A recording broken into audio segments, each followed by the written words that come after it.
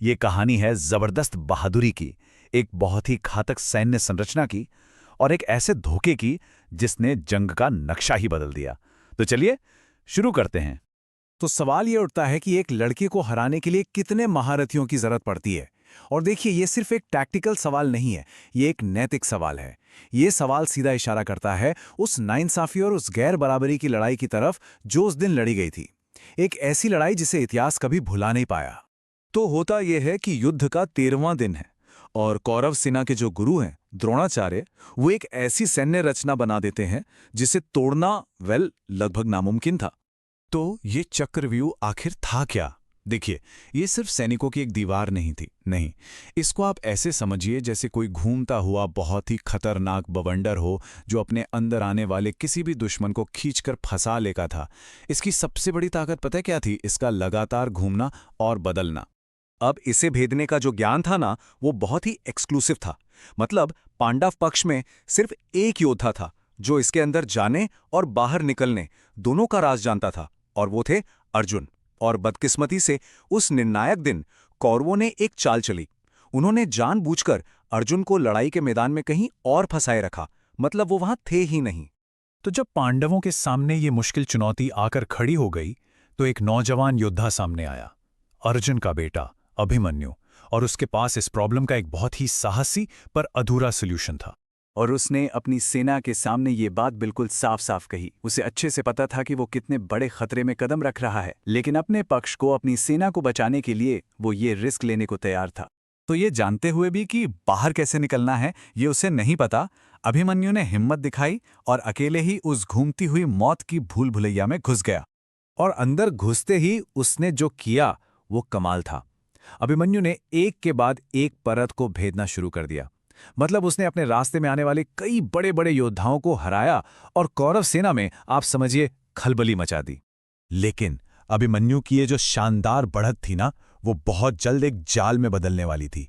वो पल आ गया था जब उसकी जीत जिंदगी और मौत की जंग में बदल गई।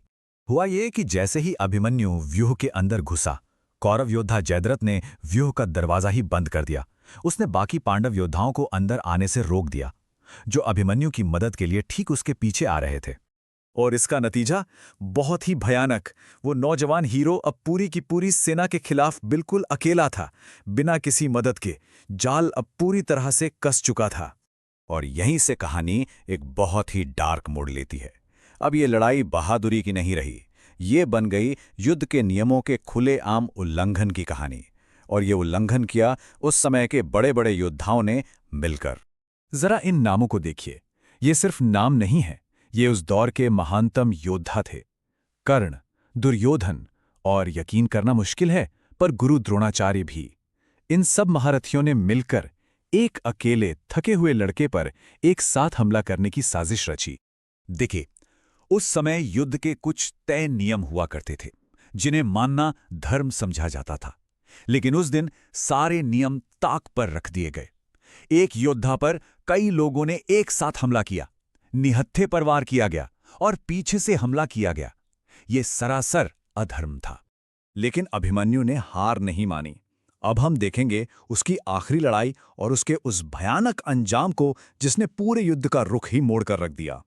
एक एक करके उन सभी महारथियों ने अभिमन्यु का धनुष तोड़ा, उसकी तलवार तोड़ी और आखिर में उसका रथ भी नष्ट कर दिया।